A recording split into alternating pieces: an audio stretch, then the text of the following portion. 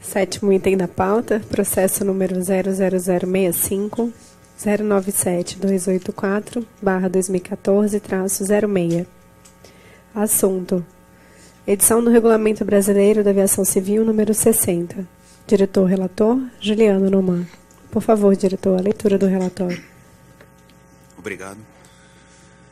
Trato o presente de proposta da Superintendência de Padrões Operacionais para a edição de Regulamento Brasileiro de Aviação Civil número 60, que dispõe sobre os requisitos para qualificação e uso de dispositivos de treinamento para simulação de voo, FSTD, da sigla em inglês.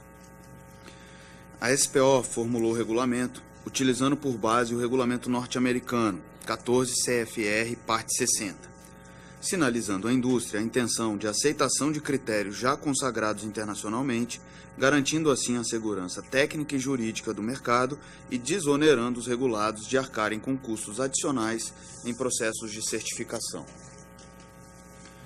Por sugestão dessa diretoria, a douta Procuradoria Federal foi consultada, principalmente acerca da aceitação de padrões internacionais que atendam aos requisitos do regulamento brasileiro. A conclusão foi pela regularidade jurídica da proposta, sujeito à análise de conveniência e oportunidade deste colegiado. Juntados todos os documentos necessários, em especial NPR número 105-2285, documento SEI número 105-2285, e proposta de RBAC 60, documento SEI número 105-2288, foi proposta a realização de audiência pública por um período de 30 dias. É o relatório. Diretores? Nada?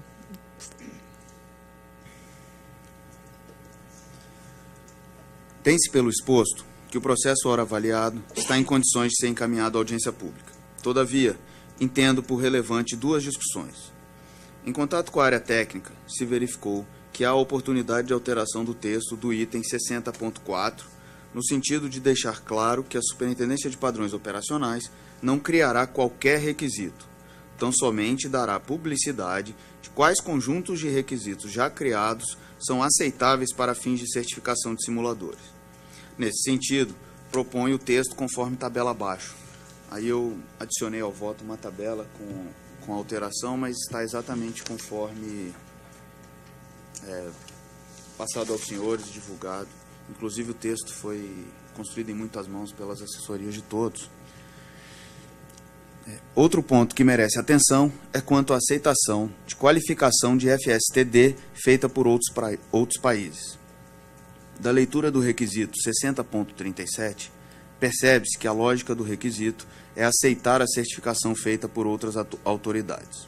Assim, entendo por oportuno nova redação, na qual os simuladores qualificados por outras autoridades não tenham de passar obrigatoriamente pelo processo de certificação, podendo ser aceitos. Não obstante, entendo por relevante o processo de certificação quando a superintendência verificar que a certificação primária pode não estar aderente aos padrões desta agência, nos seguintes moldes. Da mesma forma, eu coloco um quadro no voto, trazendo a proposta original e a proposta que foi adequada no âmbito da diretoria, durante a relatoria. Insta informar que o item A1 do texto original restringia, não justificadamente, os casos de aplicação do processo de validação. Por isso, removi depois de contato com a superintendência. Quanto ao resto das alterações, justifico pela oportunidade de melhor aproveitamento dos recursos da agência, quando de dispositivo já certificado por autoridade de aviação civil que a ANAC considere com níveis aceitáveis de padrões de certificação e vigilância, sem necessidade de procedimentos unicamente burocráticos.